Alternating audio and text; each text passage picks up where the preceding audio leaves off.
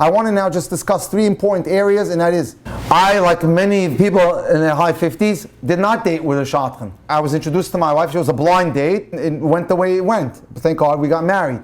All my children got married with matchmakers, and I want to just raise a banner for this system. I love this system very much because it allows a neutral party to represent your best interests. It allows that neutral party to find out and inquire about the other party. It allows someone to be able to give you good heads-up information.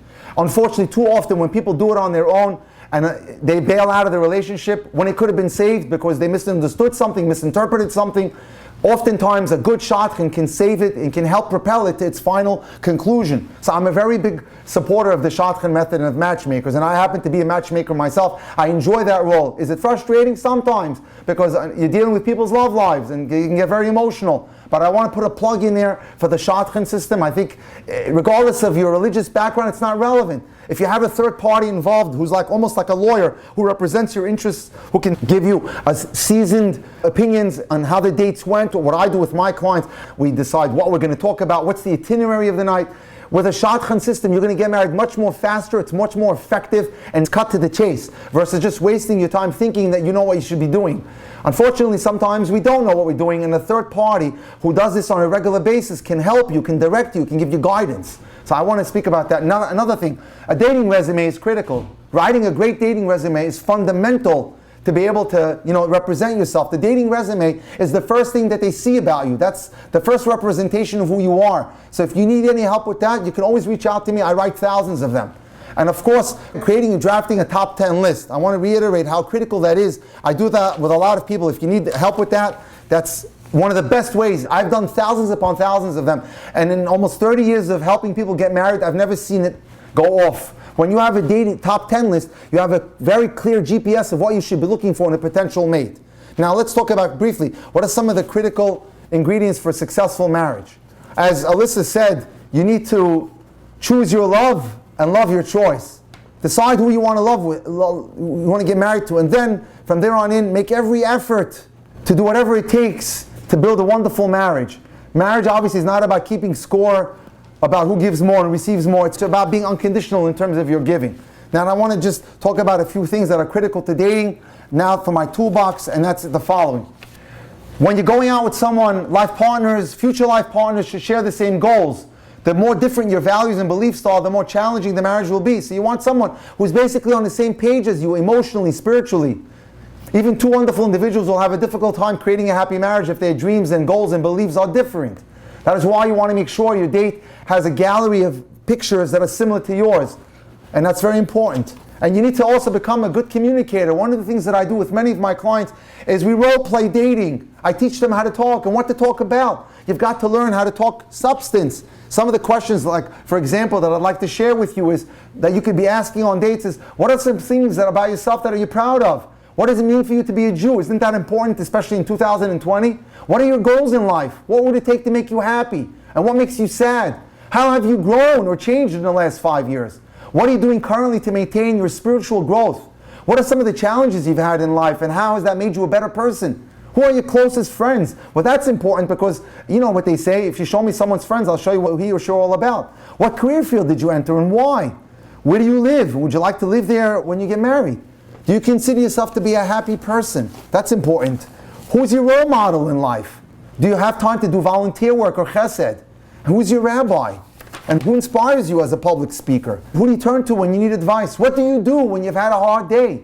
How would you raise your children? The same way that you were raised by your parents, or would you do it any differently? You've got to be able to probe into the person's soul to see what they're about. And so the more you can effectively communicate, the more you can effectively determine if you're dating the right person. By the way, I have created a PDF of many questions that you can ask on dating, and I'll be happy to share it with anyone in the audience who wants it. All you have to do is reach out to me. When you get into these conversations, you got to get personal. You got to be willing to expose your vulnerability. Too many times, people come to me after dating and they say, I went out with him or I went out with her, I'm just not feeling it. And I say the diagnosis there is that these conversations are not progressing from the mundane to the deep.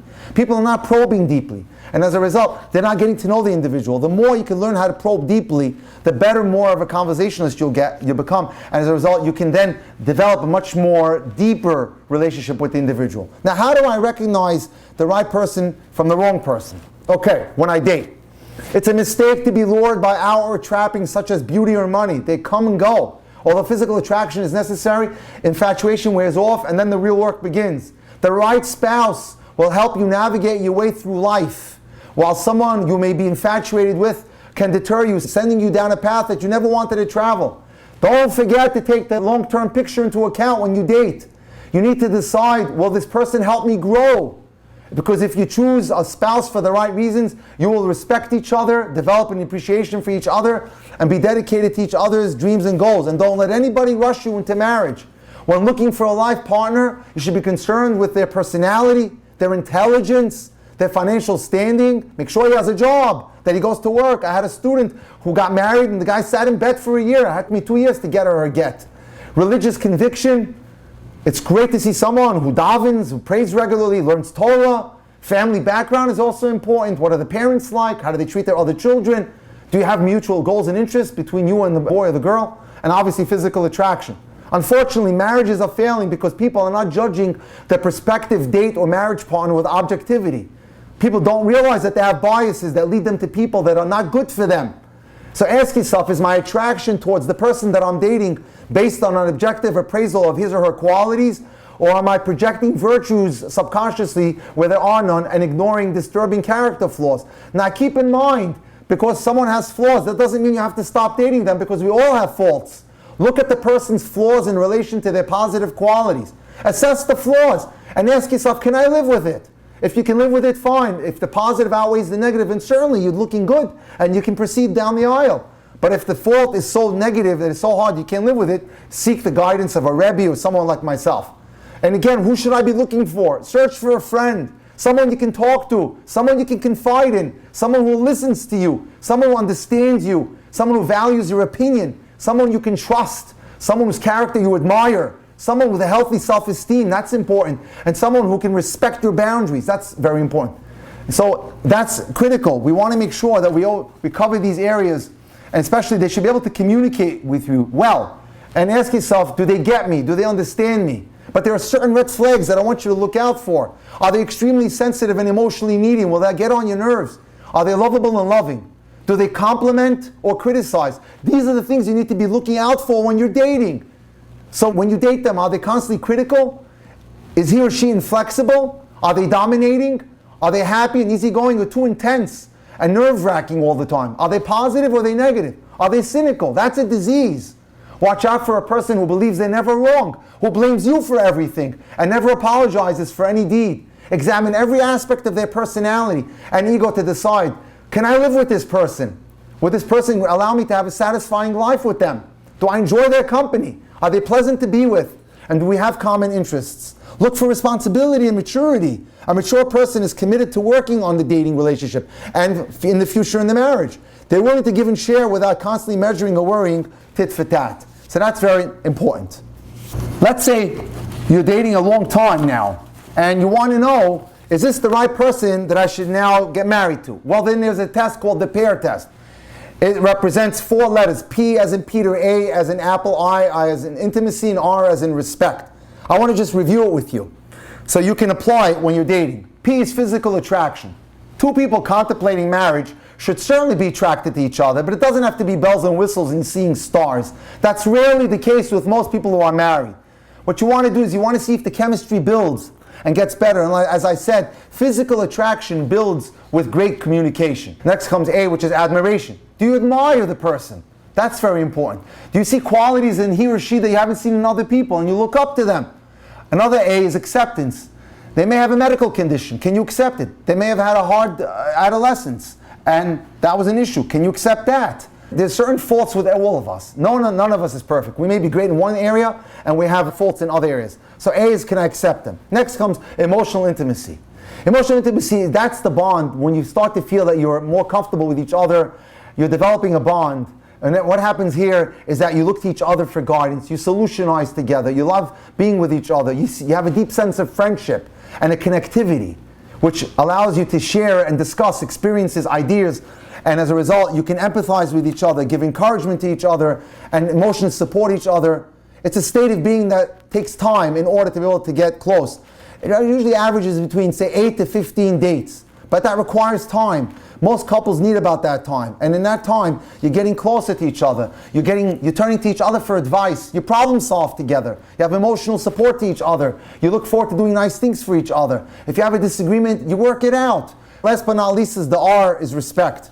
There is no place whatsoever for a lack of respect in a dating courtship. If someone disrespects you or violates your respect in that department, that's a very, very serious flaw, and that should be considered very wisely, and speak to someone like a Rav or Rebbitzin or myself to get more clarity if you should continue to go with the shidduch. At this point, I just want to say a couple of things. What are some dating myths?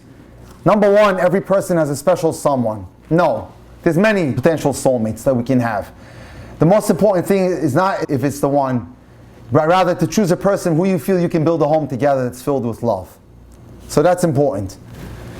Years ago, a great rabbi explained that Bashert, a soulmate, guarantees only one thing. God arranges that you encounter that person. God does not guarantee that you'll marry that person, or that the marriage will be a happy and fulfilling one. It's up to you. So the more you educate yourself with a lot of the guidance that I gave you tonight, the more you can make that great decision when it's right in front of you.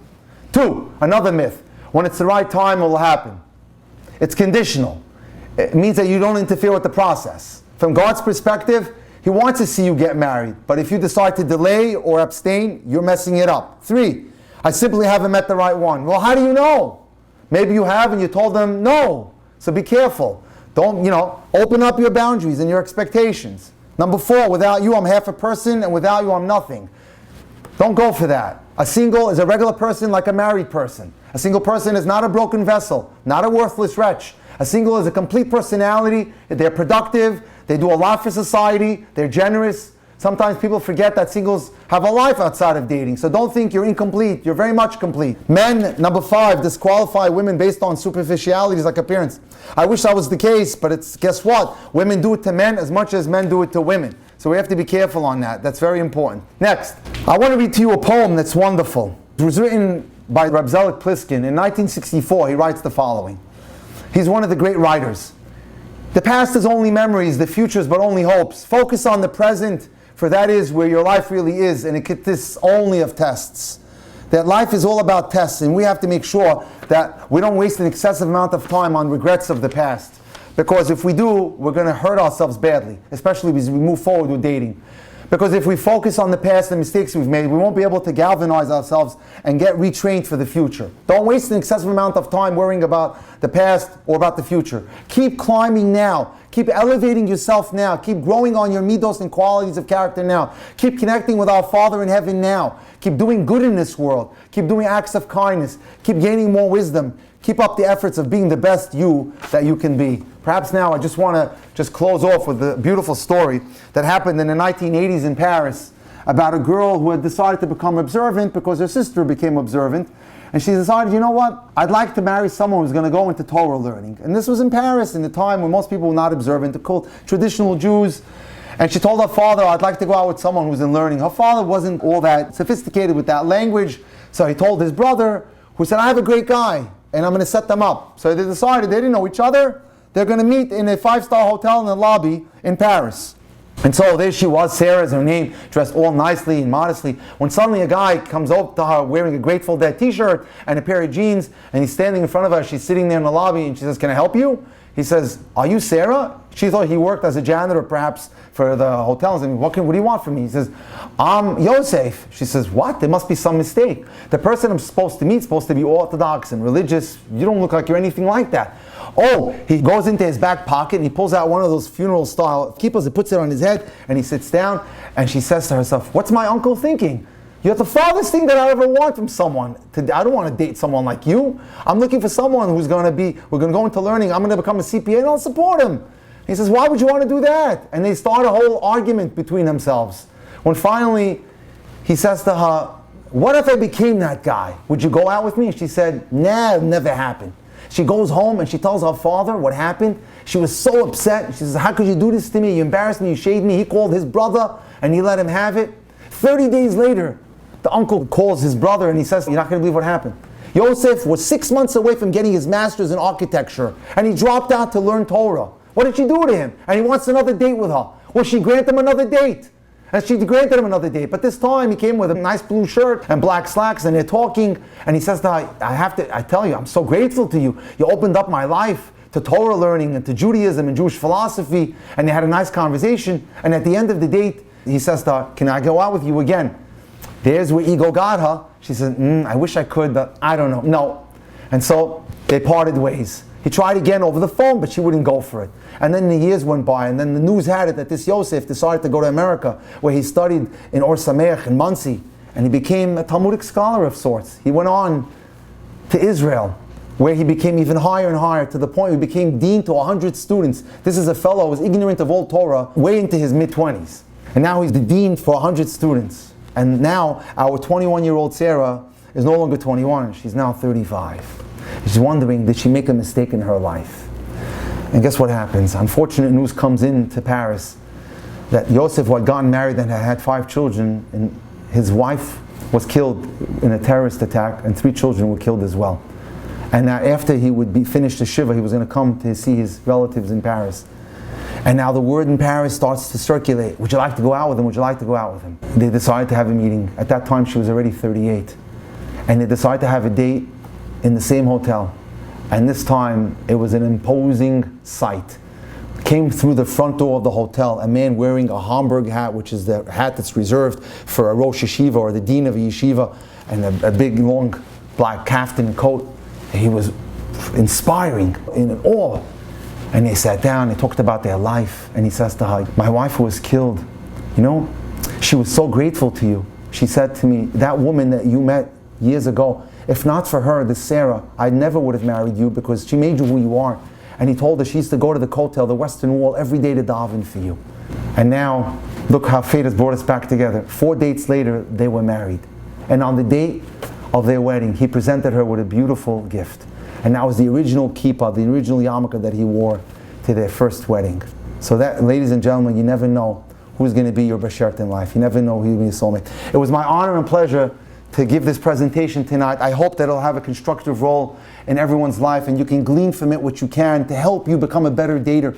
If you'd like my personal attention or my personal time, I'd be glad to help you. All you have to do is reach out to me on WhatsApp or text or call me 305-206-1916. Again, 305-206-1916. Or you can email me at drjackcohen18@gmail.com. That's drjackcohen18@gmail.com.